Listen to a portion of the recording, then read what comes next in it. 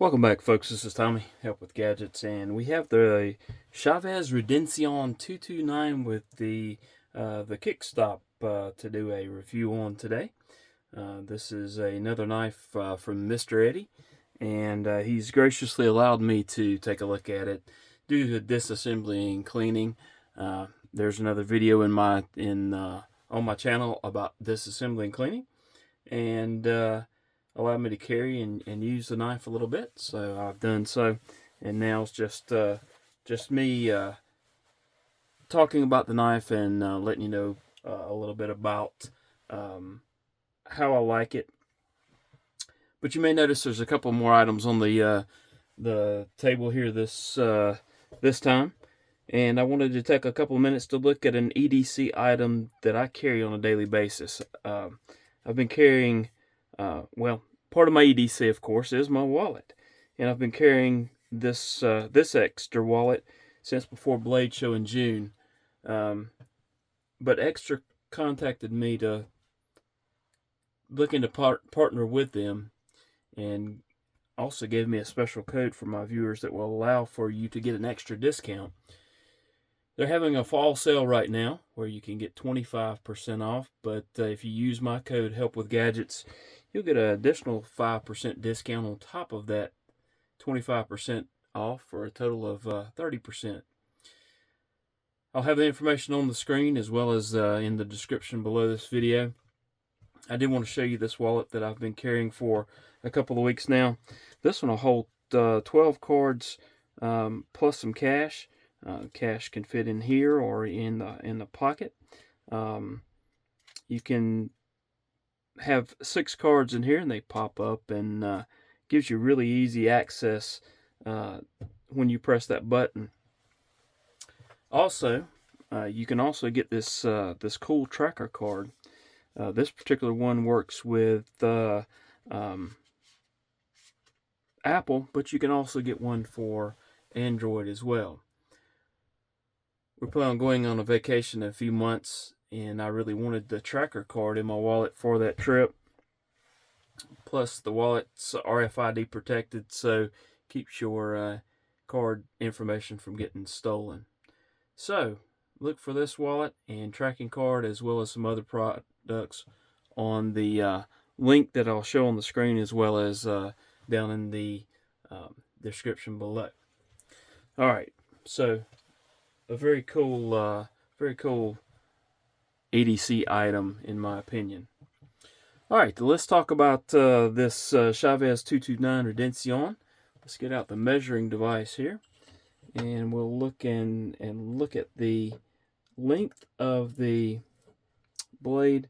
We're looking at about 3.6, probably about 3.6 inches for the blade. Overall length is just over, looks like to be just over 8 inches. Okay. All right. Let's put that measuring device up and get out our handy dandy scale and get that turned on. This is J titanium on this side, and this is JG10 on this side, and titanium on this side. And this one weighs about 5.8 ounces. It's not a very light knife. It is a very cool knife though. I've enjoyed carrying it around. This has the in fact, you can see here, it's the Lee Williams Kickstop on that. And what that does is actually, you have the flipper tab here, but once you flip it, and normally on most knives you have a flipper that comes out the bottom here. That's not the case on here. That flipper is housed inside, and you can see a whole lot better how that works on my disassembly video. I kind of showed how that assembly worked. All right, let's do some size comparisons. We'll do the Sparrow Strix and the Demco Shark Cub. All right, I'll give you a comparison of how those two might match up with it. Let's do the North Arm Sky High as well as let's do a Miguron Morial. Okay. Let's do a couple of budget blades here. Let's do the Eutectic EFD, that's everyday fill duty, and also the Eutectic binary. And the binaries should be out soon. Check on Lanyard's website, and they should be dropping pretty quickly. This is a CJRB pyrite, and this is the CJRB feldspar.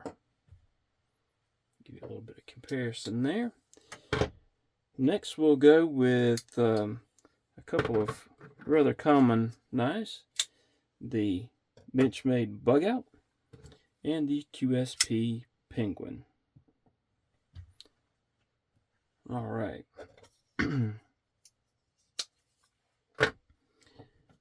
Couple more sets of knives to compare. This is the Kaiser Militao, and this is the this is the Berg Blades Sweeney.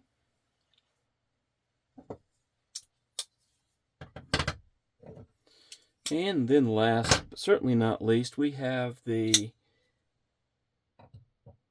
Microtech MSI with the original goat scales on it. And last and certainly not least, the Kaiser Cyberblade. And as you can tell, the Chavez Redencion 229 is larger than the Kaiser Cyberblade. We'll go ahead and keep that one out for a profile comparison. You tell that it takes up a decent amount of pocket real estate, but not too terribly so, I would say. That's the Berg Blades Sweeney, as well as the Kaiser Militao there. Let's go ahead and look at the QSP Penguin. Takes up a good bit more room than the QSP Penguin.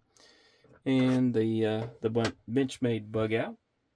So it's a good bit bigger than both of those. The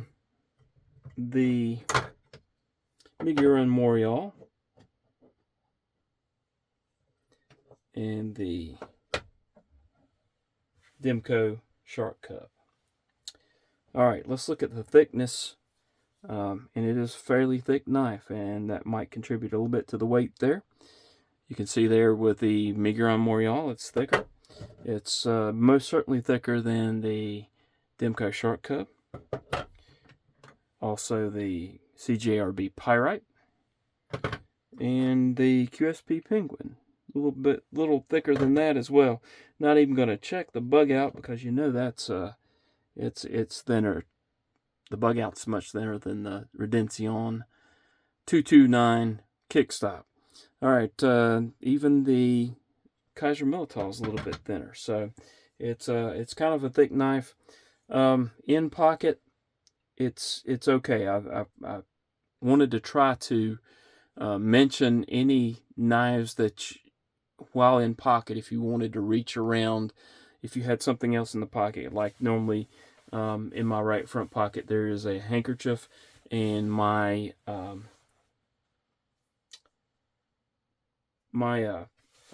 earbuds, and I just realized that the reason I paused there is I have a knife somewhere that I'm not sure where it's at. So that's also normally in the bottom of that pocket. I usually carry a slip joint. Anyhow, this knife here does have a rather sharp corner here. I won't say it's really sharp, but it's enough to where if you catch your hand on it when you're reaching in the pocket, you're going to know it. And that's just the way this knife is designed. It's got a little bit of an edge there. So that might be something to keep in mind, that on top of taking up a decent amount of room, it does have a sharp corner there.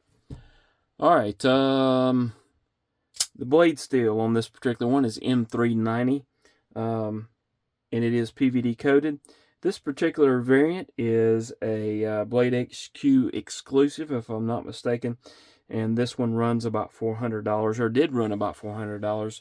I think this is, if I'm not mistaken, this has been discontinued. So if you can get your hands on one for a decent price, may not be a bad idea. Also, there's some billboarding there, or I won't say billboarding, but there's a marking on the blade there for the M390. You have the Chavez logo there, and then the Lee Williams Kickstop logo there. All right, does not have a lanyard hole or any way of mounting a lanyard. It does have the somewhat iconic clip on it with the skull. However, in the box there is a more traditional pocket clip if that is not something that you like. This is Mr. Eddie's knife, so I did not change the clip out. Jimping, it has decent jimping along the top here. It is fairly aggressive jimping, to be honest, but it does lock in hand, and my thumb doesn't feel like it's going anywhere. It's not terribly sharp, sorta, kinda. You wouldn't want to saw on your hand with this jimping, I'll say that. But it is comfortable in hand. And I like the blade shape, and it's fairly handy for normal everyday EDC use. Opening methods on this one, just the Kickstop, but it is dialed in for that, and that does work well. D10 on it, of course, is good because it is dialed in just for that that flipper. Don't know that I can get my hands off everything.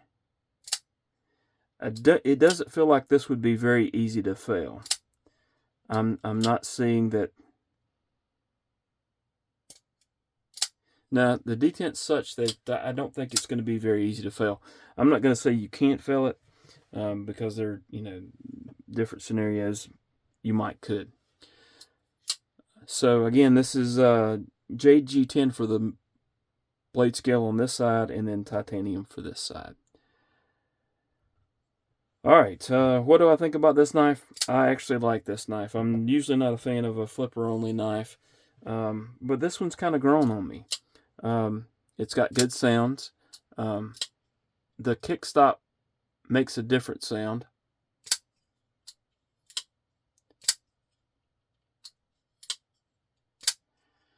But I'm not saying that's a bad thing. So I've actually enjoyed this one.